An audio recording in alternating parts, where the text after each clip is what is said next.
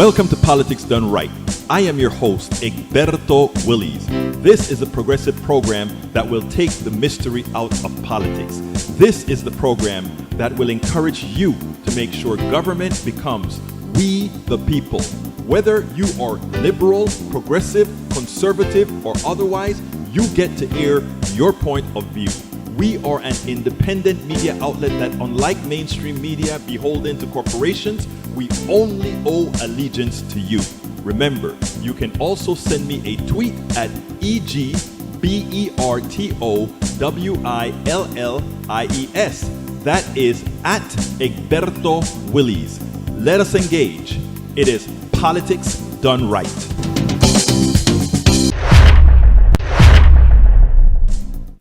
Well, folks, welcome to one more edition of Politics Done Right. I'm Egberto Willies, your host. Thank you so kindly for being a part of the show. We're going to have a great show for you today. Actually, today it would be great. I'm going to be just answering our whatever you throw in the messages, whatever you throw in the what else? Whatever you throw. If you give me a call, the telephone number is on the screen. If you tweet and you tag the tweet with I better put that screen up.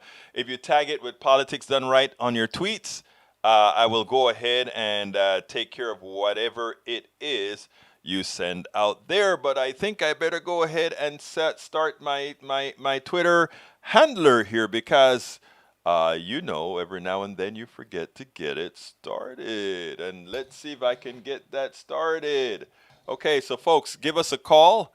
The number is on the screen, and I'm going to put it in the feed right now. If you want to say a word or two. I did my thesis on miscommunication patterns. I love that, Brige. I love that. There you go. That's a number to call us on. I am trying to bring up I think I have the tweet stuff set up here. Let's see if that's the Twitter deck. That's not Twitter deck, but I can go ahead and just scan on Politics Done Right. And any messages that come in with Politics Done Right, I'll go ahead and read it or answer it or whatever. But again, that number to call in is 346-248-7799. And the ID to get in is 254-600-9091. 600-9091. Well, you know what? I think what I'm going to do is I know it's on this screen here. We have so many screens here, sometimes it gets confusing. All right, let's see. I'm going to go ahead and I think I have, Politics Done Right is set up, but I just need to move it over to this side. Anyhow, let's see how you move that. Put it here first. Oh, did that move? That didn't move? Okay, let's see. Move, location, move. Okay, I can't move it, but that's okay. I'll still be able to see it. Anyhow, folks, we're going to have a great show for you today. What you want to talk about? I know what I want to talk about. It's very important. Biden started out great, but then he had to drop some bombs. And people are going to say, are you going to react the same way when Biden dropped bombs as you did when Donald Trump dropped bombs? You bet your life I'm going to. When are we going to learn? Oh, you want to show a strong front because they killed a couple of Americans, or one American got killed from a rocket that really wasn't targeted but to create mischief. It's wrong. But I tell you what. When are we going to learn? When are we going to learn that it's unnecessary war is never or rarely ever necessary?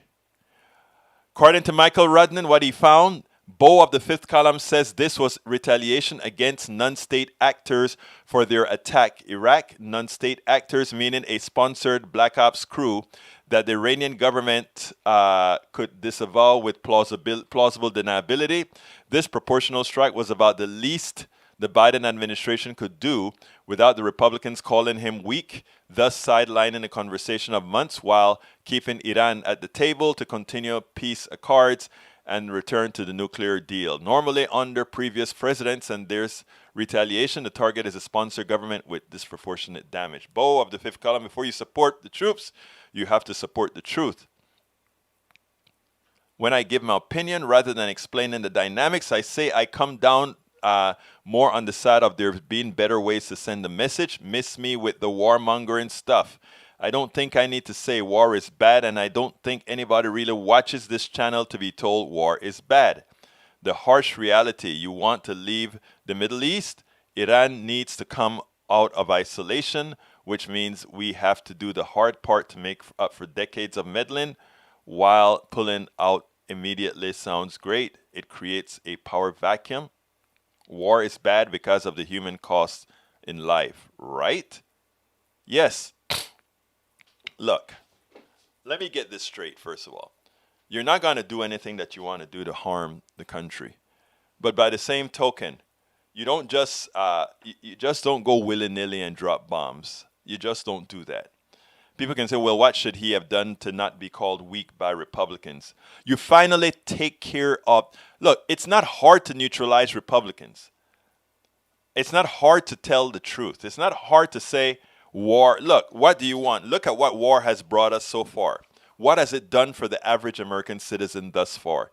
Has it made their lives any better? Has made a few rich. It has made a few rich. But anyhow, let's go ahead and get started. I'm going to tell you what, I have an interview, but I'm going to do that a little later. Then I'm going to come back again. But again, if you want to give us a call at Michael Rudnan. You caused my stuff to scroll down. So I'm going to read it again. 346-248-7799. The ID is 254-600-9091. Bridge MCP says, I think religion is the backbone of all wars, land rights, equality. How am I to argue with that? Read the Bible, read any religion, and you see things of that nature. Okay, here is the show today. Let's see. I don't know, I have a sort of an allergy thing that is messing with my sinuses, and I just went outside for a little bit. I think not doing a whole lot of stuff outside, your immune system reacts when you go outside and there's all that muck in the air, you know? Anyhow, we had a freeze. A lot of stuff died. A lot of muck is in the air from those dead plants. Who knows what's going on here? Anyhow, here's what our show is going to be about today. Here we go. Aquí está. Call, comment, tweet. Friday and Clint Paget points out communication is not conversation. In times of Zoom, Clint Paget says communication isn't conversation, people. If you really want to have a conversation, you have to do more than just Zoom. And I tend to agree with him 100%.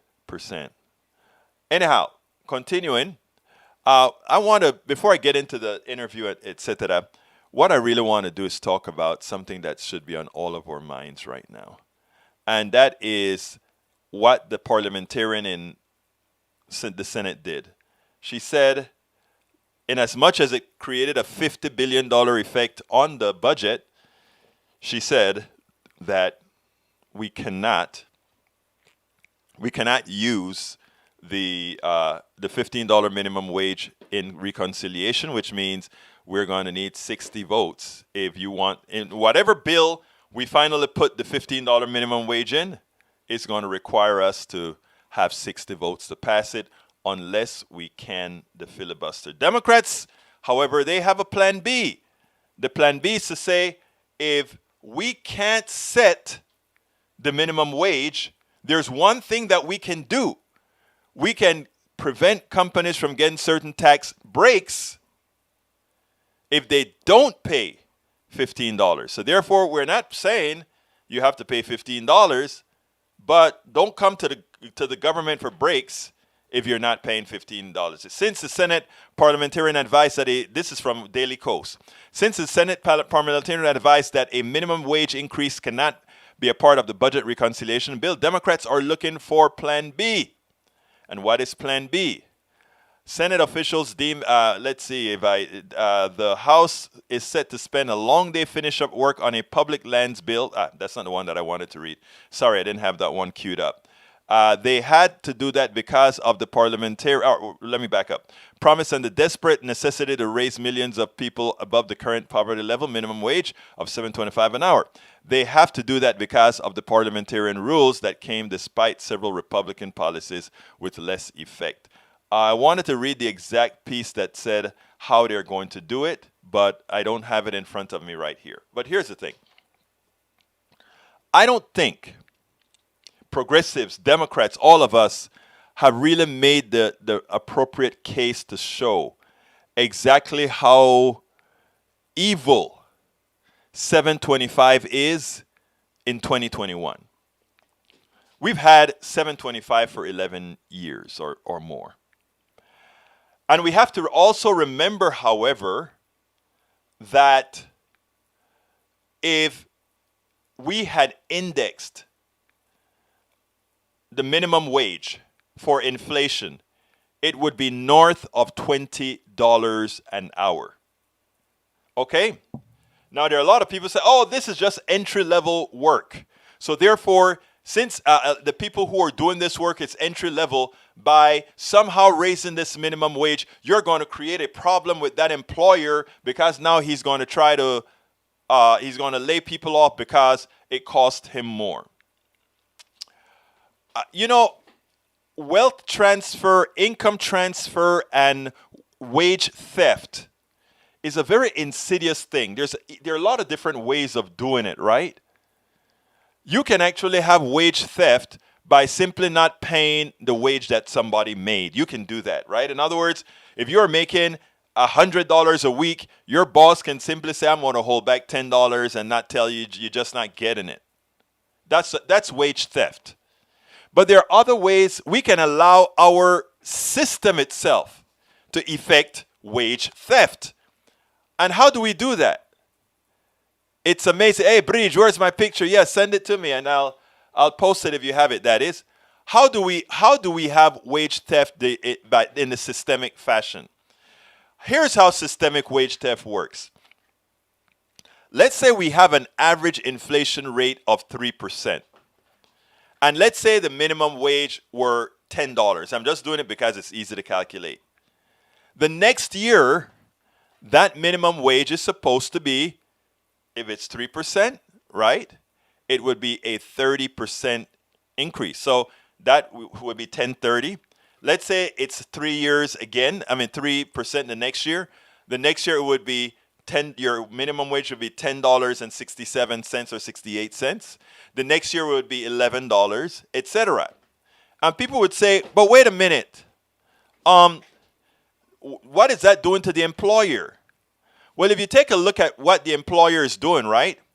The employer is buying more product at the inflation rate costs, and he doesn't go ahead and say, I don't want to pay the 3% inflation cost on the products that I am buying. He just buys it because that's what it costs. Likewise, when his profit increases, because if he sells a piece of bread for $1 and inflation goes up and he now starts selling it for $1.10, he continuously makes more money based on inflation. But he does not want to give his minimum wage worker that profit as well. So, in effect, he is creating income inequality because he's freezing this guy's income while he continues to pay more to the people who sell him the flour, to the people who sell him the fat, to the people who sell him all these different things. He doesn't have a problem paying them more, whatever the market will bear. He doesn't mind paying them the inflation rate that's going. He doesn't mind because his prices of his products has increased because of what he has to pay. He doesn't mind making more money so that his salary is indexed to inflation as well, meaning he makes more profit. The only person who suffers in this capitalist system is the worker, the person who they try to remove all power from. You get a union, they try to remove the union. You remember I had Yvette on a few days ago. They want to take away your union. They want to take away your ability to bargain, to say, hey, you got to pay me too. It is an orchestrated wage theft. Inflation or minimum wage not indexed to inflation is wage theft. Let's go a little further. McDonald's used to pay, let's say $3, let's say the $7.25 an hour minimum wage. No, they pay more now, but $7.25 an hour. Their prices of burgers and everything went up. They still bring in those workers at $7.25 entry level. But the worker who worked in 2010 for $7.25 is making more than the worker who comes in 2020 working at $7.25. And guess what? That means that new entry-level worker can only buy less than his earlier entry-level worker. It is wage theft by design. It is income transfer by design. It is wealth transfer by the design of the system. In other words, your employer, by having a minimum wage that does not index to inflation and having a low minimum wage, what they're doing is they're sanctioning wage theft. And one of the things we don't do when we express these things is we don't express it in the language that's true. Oh, we make it seem as if we are doing the low wage worker a favor by increasing the minimum wage, making things a little better for them. So thank you so very much. Thank you for doing that for us. When in reality, all we are doing is stopping wage theft. Think about that. Think about that. Okay, let's see. Somebody has a question. Let's see. Hello. In fact, you know what? I'm going to go to the top before I go into the video and start calling people up. Paul Fleming from ATL, Atlanta, checking in. Welcome aboard, Paul Fleming. Michael Rudnan, CPAC goes all in on Trump false election fraud claims. Conspiracy theory is now the official Republican platform. I'm glad the way you put that. Conspiracy theory is now the official Republican platform, but it's worse than that because I watched CPAC this morning. And I tell you, I could believe what I'm seeing, but it was pathetic because you know what is so funny? It is, all of you saw the unpatriotic, seditious insurrectionists running around that inside of the Capitol building with that Confederate flag. You saw that with your own eyes. You saw that these guys said they were sent there by Trump. You also saw all the anti-Semitic wear that these guys were wearing throughout the field. You saw that with your own eyes. And what do I see as one of the first panels on stage at CPAC? 3 black guys, 1 white guy, discussing how how great conservatism and Trump was for them, and how the Democrats want black folks on the plantation. We see at CPAC, that's what we see, right? And not only that, justifying. We had 3 black guys at CPAC justifying the mob entering to the building, saying when a government treats his people wrongly, that is to be expected. So they are also creating a justification for a mob, insurrectionists, unpatriotic, seditious insurrectionists. They are justifying that by saying, well, if the government doesn't abide, that is what you get. Wow. Nowhere did they say, how comes when Black Lives Matter was in D.C., we had the National Guard that preempted the protest, but here where we had people saying they're coming with guns and bombs and everything, oh, it's okay. It is, and then you get 3 black stooges on NDT talking about it's just a mob. It shows that people would, take money for just about anything, right? Just about anything. All right, let me continue saying hi to my people. Bridge MCP, hey y'all. Lee Grant, hi all. Hey brother Lee, how you doing? Paul Fleming, happy Friday. Let's see, Michael Rudnin, I think I read your stuff already. Let's see who else is here. Jimbo, 298. 7 people watching. Yes, but it's more, quite a bit more. That's what you're watching on that channel. Thank you, brother. But I am happy for each single one of them. Linda E., welcome aboard. Michael Rudnin, I think the VP Kamala Harris can overrule the parliamentarian is an advisory job. That's all. They don't have to follow that. Lee Grant says religion is a pillar in most societies. The Judeo-Christian tradition is central to Western culture. False. False and false. Western culture that came to America enslaved people. Is that Judeo-Christian? Do you want to say that? You have to decide that. You have to decide how much of what we've done pre-civil rights, when we actually when we actually started to develop a heart. You really want to say that, Lee Grant? Be careful of what you're saying. Remember, we don't have to coalesce to the history of the winner any longer. The history that most Americans learned was a false history. It was a glory, glory, hallelujah history. Let's remember that. Our history, our power is undeniable. The innovations that have come out of America is undeniable. All those things are undeniable. But let's not go under the false belief that all of this came about just because we're America, an exceptional country, a nice people. That's not how it came about. So let's not continue the lie. Bridge MCP, Linda E. Hey there, MS. I got a mug. LOL.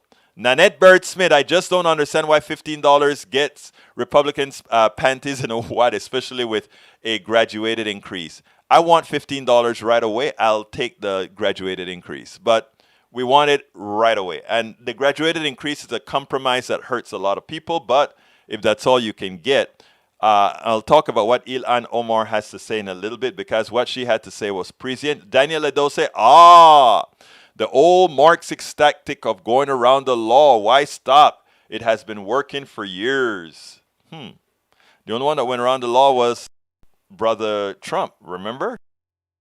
So one thing harming many, true? Linda E. Bridge, send him your pic. Linda E. Actually, Bridge says she's going to send me the picture when she gets healed.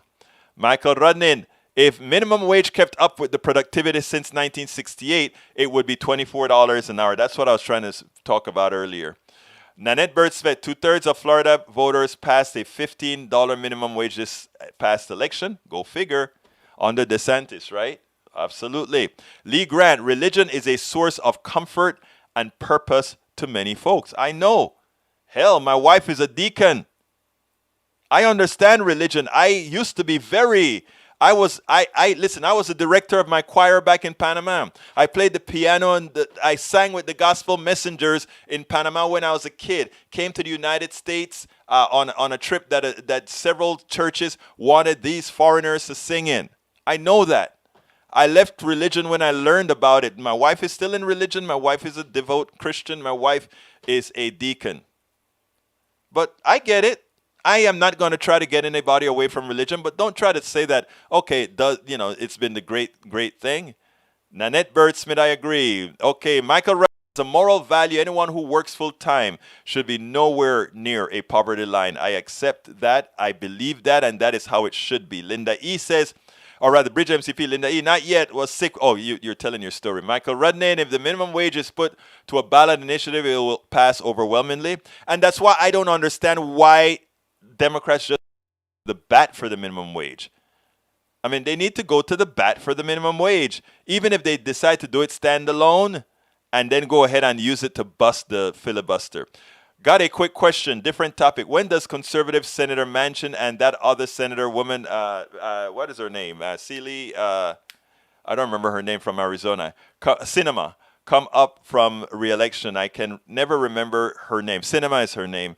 I don't recall, but I think Cinema comes up in 2 years, in 4 years. I think she came in with the wave in 2018, which puts her at 24. And Mansion, I would imagine, will be next. Would be 22. Would be 22, I think. Don't quote me on that. Hey, Mark Smith from London. Good evening, May Wood. Hello from Long Beach, California. May, how you doing, girl?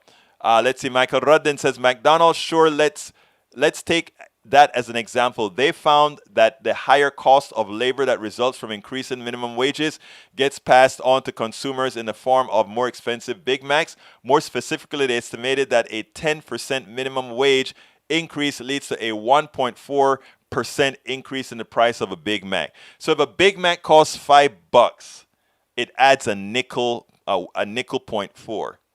Wow. Such a problem. Such a problem. To do the right thing. If these people in Congress are voting for, actually though, that number I don't know, 10%, that a 10% minimum wage increase. I actually think, Brendan, I got to read up on that one. I think that is higher than I would expect.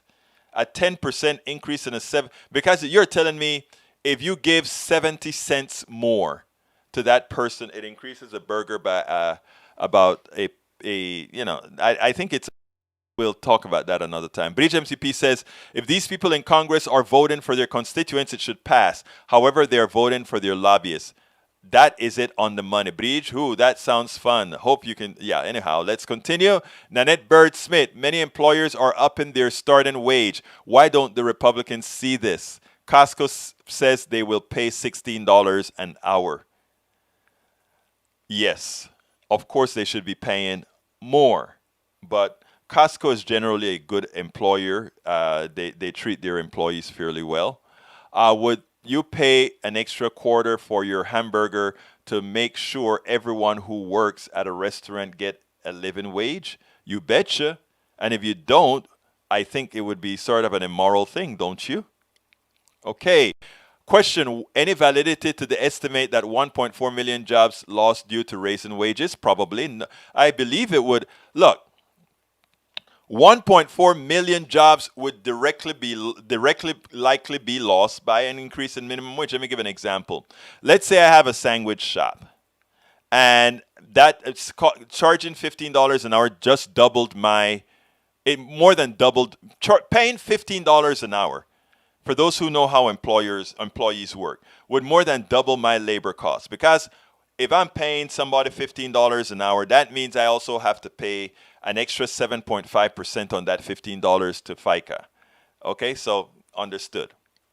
But so if I own a sandwich shop, I may want to get a little bit more work out of that employee that I'm now paying $15 an hour. So if I have 10 employees, I may lay off one or two to help defray the costs. And by the way, so I may do that. I will also likely increase my prices by a little bit. I will do all these things to mitigate that. So it might lose me that number of employees. What they don't tell you is that you lose 1.4 million employees directly from that. But you gain a lot more employees in the system because there is more money moving around. The amount of money that starts to circulate increases. And that increased circulation of money is with people who buy more. So therefore, at $15, while one person may lose a job, I will be buying a lot more at Costco. I will be buying a lot more at all these other places, which will increase volume. From all the places that Costco buys from, Costco has to buy more. And that percolates all the way down to increase employment because there's more demand. And you say, well, is that demand just being manufactured? Yes, because that increase in wage is transferring money from those who have more, which would spend a bit less, to those who have little, who will spend all. And that's where you get the additional circulation. A lot of people don't like to look into how things really work. So increasing the minimum wage will, in fact, do just that. Michael Rudnin says, Egberto, if you see a post labeled, that means sarcasm because it has not always so obvious. Yeah, I know. Did you put a sarcasm in one of them? I didn't say that. I didn't see that. A minimum wage removes personal choice for people. So, just who is for choice? A minimum wage does not remove personal choice from people. A minimum wage says, in America, if you own a business, you have a living wage. Otherwise, you don't have a business. You have a slave manufacturer. You have the manufacturer of slaves.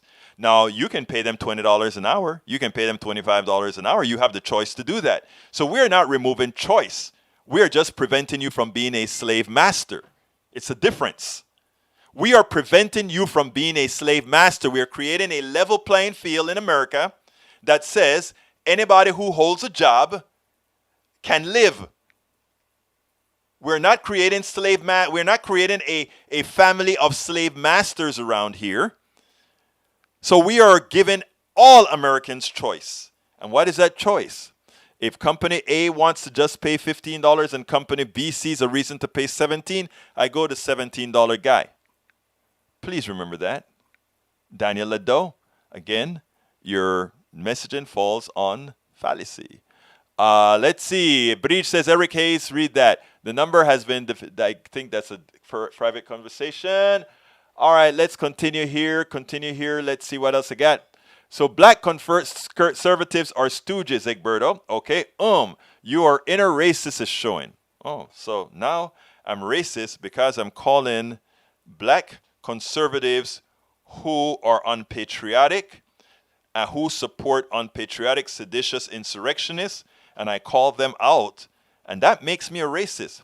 But generally speaking, if I don't call out black people that are doing the wrong thing, again, I'm a racist because you don't call out black people that do the wrong thing. Make up your mind, Daniel Ledo. My brother, make up your mind. George Sarapa. Hey, Egberto, great show as always. Thank you very much, George Sarapa. Muchísimas gracias. Tom C. How about a minimum wage of $10 right now plus Medicare for all? Brother, I would take that. I would take that, Tom C. That would be, in effect, a big wage. Tom, magic. I love that. I love that, Tom. I love that. I would take that. Linda Kissinger. You know why? Because if we have Medicare for all, you just $10 an hour, $400 a week gives you $1,600 a month. Yes, it's hard to live on that, but that is the lowest wage, etc. But since you don't have your medical costs, you can work with that. That's a good start. Tom, I like your idea. Linda Joe Kessinger says, hey, everyone. Eric Hayes, so with all the deficit spending, can we say the U.S. is a rich company using borrowed funds? Is that considered earned money being used for just take? Okay, I'm going to try this again with Eric. Eric, money from the government isn't the same as money in your checking account. Government creates, in the case of America, and in the case of countries that don't have their sovereign currency, it's not possible because if they're dependent on some other currency, it's not possible. This isn't possible. America has sovereign currency. In other words, our money belongs to us, and the worth of our money is the faith in our own economic system. Remember that. So therefore, we can make as much money available as possible. We are a sovereign currency. What stops us from making as much money available? Something called inflation. If there's too much money chasing after too little product, not enough product. That's what causes inflation. If we have too much money, in other words, let's say I give everybody $10,000. Let's say I give everybody $100,000. Since we have our sovereign currency, the government could do that. Give everybody $100,000. Immediately, everybody wants a car, everybody wants a house, everybody's going to run out there and buy a car and whatever. And since we are not currently designed for that volume of selling cars, the price of cars suddenly go up because people are going to say, the salesman is going to say, wow, I got 10 people who want that car. Okay, first bid, 100,000. Next bid, and that's what you get, inflation, because you have a lot of money chasing too little product. We are not even close to that. The fact that we have people that are unemployed means we don't have a shortage of employment. That's numero uno. The fact that we have people unemployed means we can build a lot more products, meaning we could hire all these people, increase the size of factories, and create more jobs and create more product so that there won't be too much money chasing too little products. So the fallacy that we hear from those who would say we can't have deficit spending and all of that kind of stuff is that they're lying to you. They don't is they're lying to you, or they don't understand economics. Her name is Elizabeth. What's her name? Jessica Elizabeth? No, I don't remember her name right now. She's a money economist. She's I forgot what kind of modern monetary theory economist. And if you follow her, MMT, let me look her up because I want to tell you, MMT economist. I've been trying to get her on too, other than bringing on Richard. Well, Stephanie Kelton. Check out Stephanie Kelton. Stephanie Kelton did a calculations to see what the slack was in our economic system right now, and she found that on a yearly basis we had a slack of over 600. I think it was over $600 billion, which means we could, as a country, we could donate $600 billion more in basic income to people. Just give it away.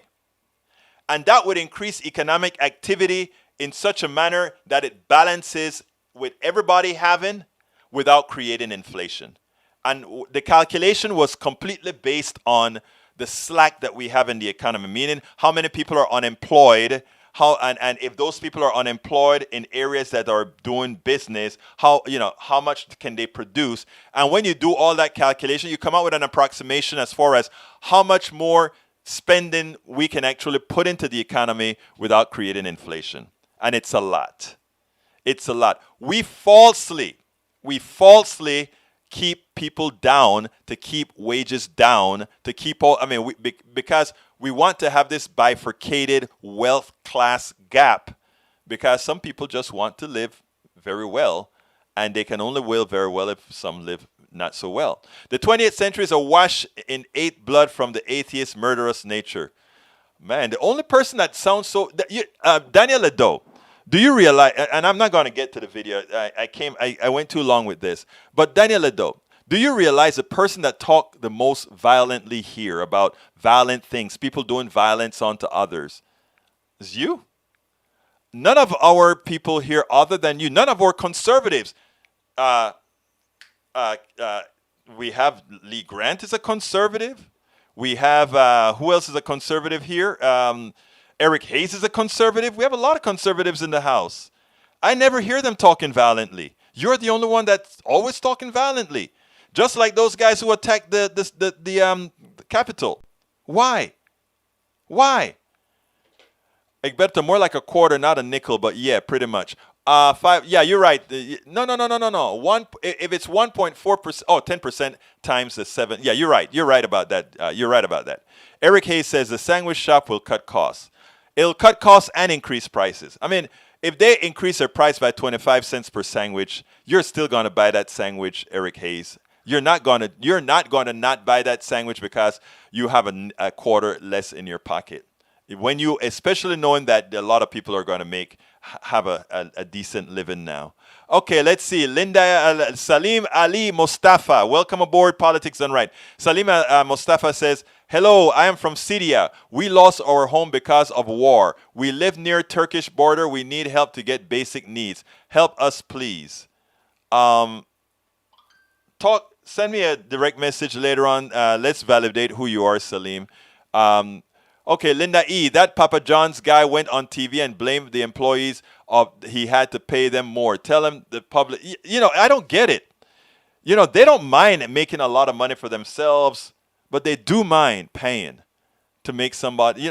They're completely dependent on their workers, but they don't want to pay them.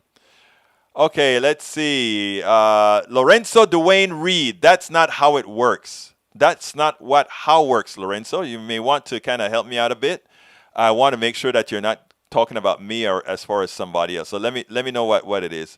Linda Joe Kissinger says breach true and they disregard that which doesn't fit their agenda, even sometimes going against those exactly. Berto, that would only happen if you make and sell lousy sang. Okay, Maywood. Michael says, Egberto, the previous post with sarcasm tag CPAC goes all in on Trump's false election credit conspiracy theory is now the official Republican platform. No, I know it's sarcasm, but I do say that it is the Republican platform. Okay. Bridge, yo, Linda Ja. Let's see. Lorenzo Dwayne Reed says, no, of a person makes $15 and prices go up. They're not spending more, just paying more for the same product. No, of a person makes $15 more an hour, go up. They are not spending more, just paying more for the same product. Yeah, they're paying more for the same product so that they can pay an employee more. And that employee gets to buy more stuff. And when that employee buy more stuff, remember, economic activity is how fast money turns around. Don't forget that. All right, and you can call and talk to me. You can call the line. Anybody who wants to dispute what I'm saying, please give us a call. The number is, let me put that on the screen again. You can always give us a call. I love my callers. Okay, I've just put the number on the screen. If you want to call and use that code to come in. Let's see. I want to get back to where I was. Michael, okay, let's see. When the wages go up, does the ability of workers to spend. They can afford to buy more sandwiches. Therefore, your business would increase to the point that you would be forced to hire more. You get it, Maywood. You get it. Now, Daniel says, you are a racist because you judge black people as having inherent ideology and identity. You're racist because you judge all people by their racial standard. No, I don't even if you listen to my show, I think race is a stupid thing. But because America has given has based a lot of, is systemically based on race, what we look like, our pigmentation, that has to be taken into account of the notion. I had to, as an example, when I built Willie's Computer Software Company, I built it on 18 to 21% interest rates on credit cards. Why? Because when I went to the bank laughed at me. And I mean, they laughed. You're coming in here asking us for a loan without collateral. Yes, I am. I asked for $40,000 uncollateralized loan, business loan, and they laughed at me. I got out of there. You had to use my credit cards for building my company. My friend, white guy, coke addict, was going into in those days it was using they didn't have a lot of cell phones, so they were using cards, long distance cards to make calls, all that sort of thing. He went in there. Everybody who sees this guy, based on his actions, knew that he was coked up. He got the $40,000. He called me up, Egberto, I got approved. I know you're going to get approved too, because he knew I had perfect credit. I had lousy credit. Not lousy. He had low sevens. Okay? And he got it. They laughed at me when I went in, and I'll name the bank, NCNB.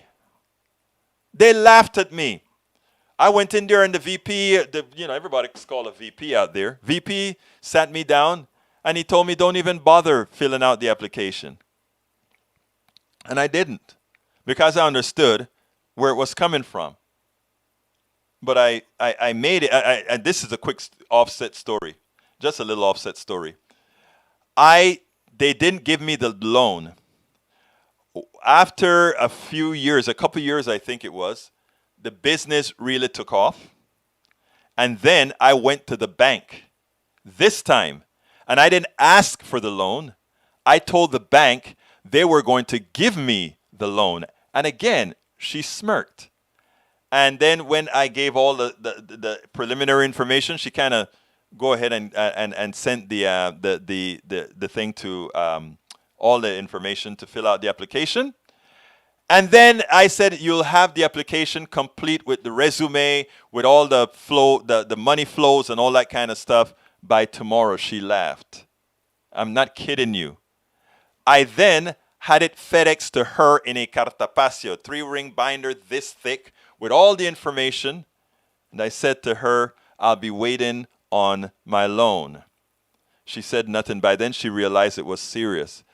The loan came out just before tax day. The woman probably thought I wanted the loan to pay my taxes. So they held out distributing the loan till the day after April 15th. You would not imagine what Hugh does in business. And I said I was going to write a book on all the different things that I went through with the different businesses that I had just because of Hugh. I mean, I don't hold it against, I never allowed it to stop me. But think about those people who didn't grow up headstrong. You know, I had great parents, mother and father, great parents. They instilled in me a certain gravitas that said, you are better than no one, but no one is better than you, and you can do whatever you want to do, and there are several ways to skin a cat.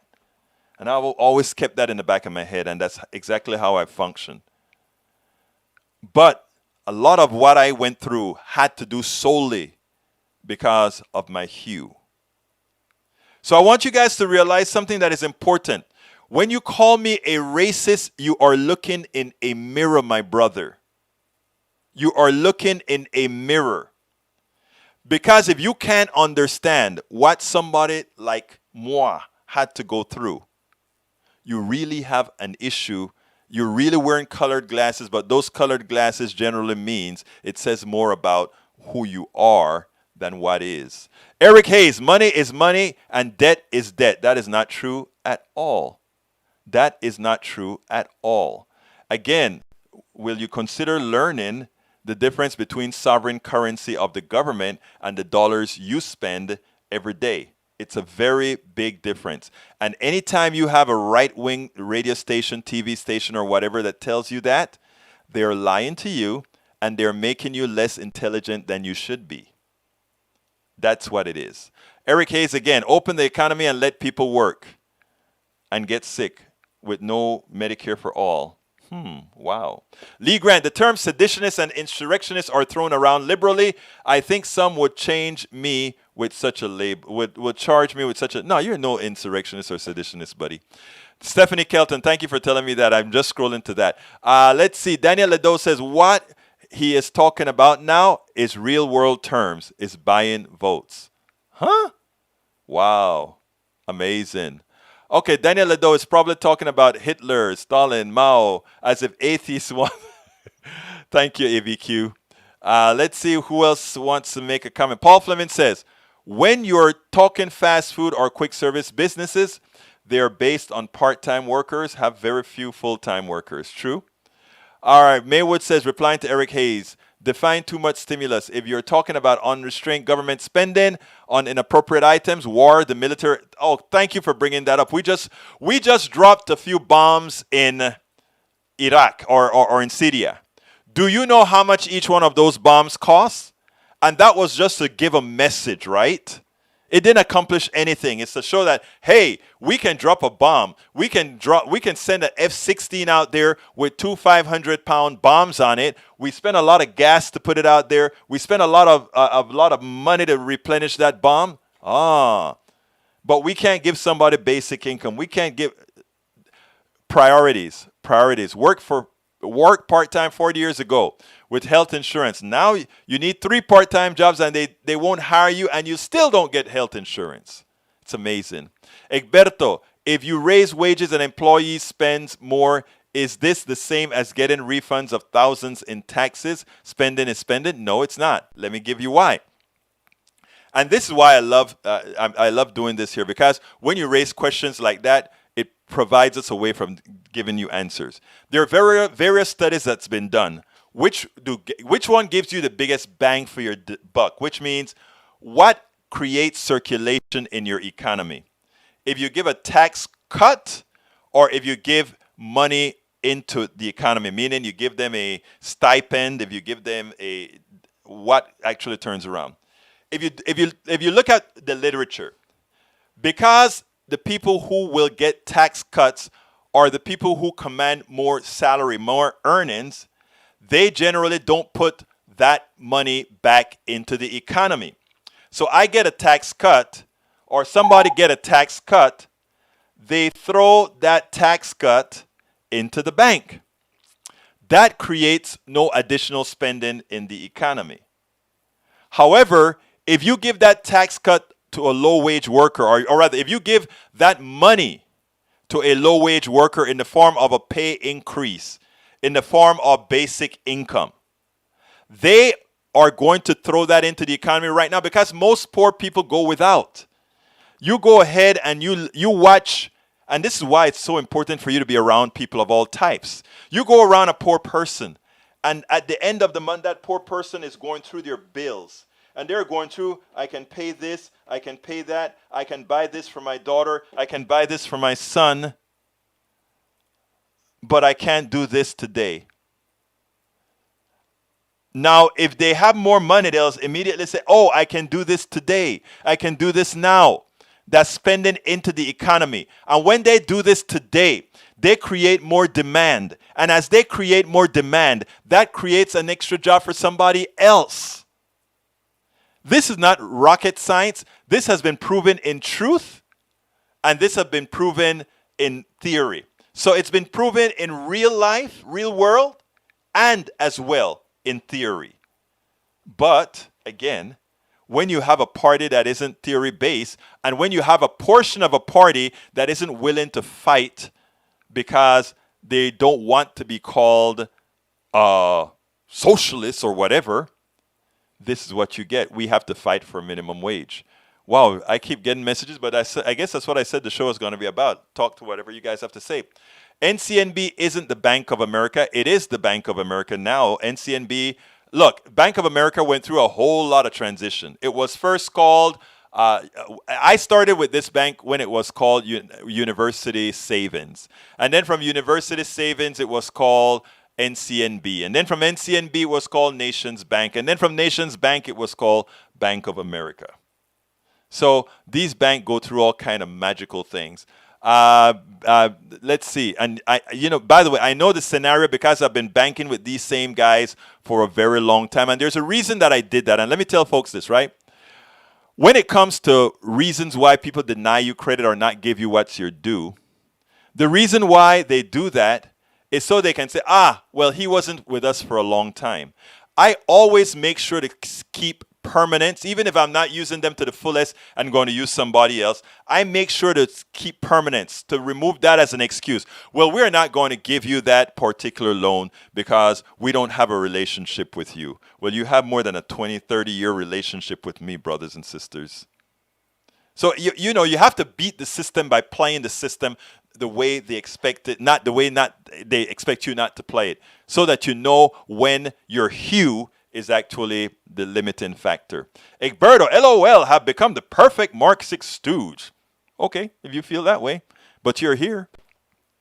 Okay, let's see. Replying. Let me continue scrolling. I think Egberto, a topic for the next show. Dallas created a toxic waste dump in a minority neighborhood, then ignored their people for 3 years before an election came around. We live in a city. I'll read the rest later. Okay, let's continue. Man, you guys had a lot today, and we're almost done with the show with me talking to everything that you guys put out there. Ew, please, Egberto, use a different analogy. And for what? Let's see. I get a visual when you say skin. Anything.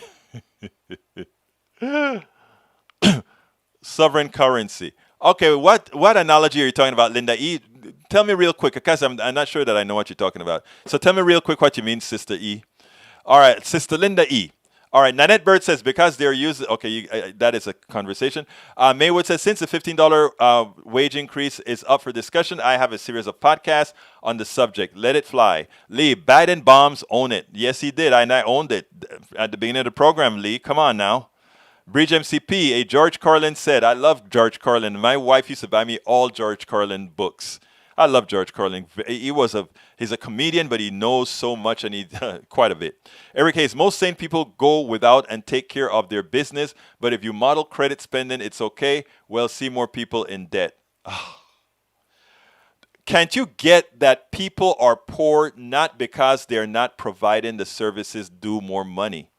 They're poor because systemically we have made them poor. We need to fix that. That is where morality comes in. Linda, Joe Kissinger says priorities should be first and foremost keeping people alive. Thank you. Healthcare, living wages, police reform, immigration.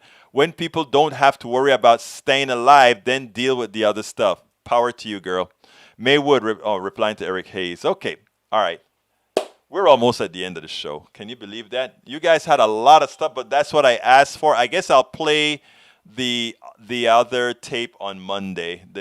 But I rather talk to you guys with what you guys brought up in the show than just throw what I said on. Like I said, this is your show, and you guys make the difference. If you want me to talk about something else, that's what I do. I didn't even make a plea today. I'm going to do it real quickly. Please, if you are listening to us on YouTube, please go ahead and click that join button and become a member of the PDR Posse. If you don't see that join button, I'm going to put it in the feed right now so the people on YouTube, the people on all the other channels can see it.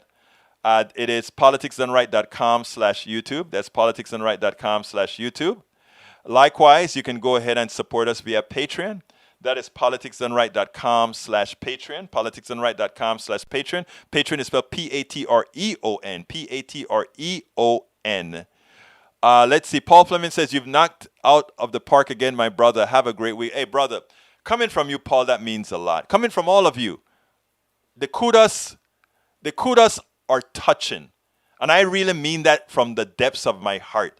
Because I'm doing this, hopefully, that those of you that are listening to me live, those of you that are going to share it, and those people who are going to stumble on it, and it's several thousand that do it in the different forms. It's really, really great. So I appreciate all of you. And I mean, when I say I appreciate all of you, even Daniel Ledo, who gives me a hard time, he calls me a racist, he tells me all of these things. Let me tell you why I appreciate Daniel. Because Daniel gives us the opportunity to see the entire framework and mentality of America. And some people see what deep inside what they are, what they don't want to be, what they want to improve on. Hell, I see what I want to improve on myself as well. So anyhow, go ahead, folks, and go to politicsdoneright.com/YouTube if you want to join the posse. We need you. And if you want to support us via PayPal as well, politicsdoneright.com/PayPal. And there you go. I love it. Bridge MCP said, come on, join the PDR Posse. Thank you, Bridge. Love you, girl. Love you, love you, love you, love you, love you, love you, love you. Now, you can get our book. That's the book that you see on the screen right now. How do you get that book? You can get it at Amazon. To get it at Amazon, here you go. That's it on Amazon. You can also buy it at our store to cut out the middle person. At the store, it's politicsdoneright.com/store. Politicsdoneright.com/store. You can get the T-shirts. You can get the hoodies. You can also get all our books. All our books. The As I See It, Class Warfare, The Only Resort to. Even my weight loss book is there. So go to store.politicsdoneright.com or politicsdoneright.com/store and support us. We need your support. We can't do this without you. We simply cannot do this without you. And by the way, get our cup. The cup designed by Bridge MCP. That same Bridge MCP that you see in the chat, she designed that. Get the cup. How do you get that cup? Let me give you the link to that cup. You can go ahead and get that cup at our store. And here is the link to get the cup. Please support us by getting the cup as well. Who has already done it? Our beautiful Linda E. There she is with the cup, as well as Norman Reynolds. We have more, but they haven't sent their pictures in. We want it. We want it. Let's see, push the COVID weight loss. Oh, my God. Oh, my God. Anyhow, folks, so there is Norman and there's Linda E. who got the book. Look, I got to get out of here. My name is Egberto Willies. This is Politics Done Right. And you know how I get out of here. I am what? Out!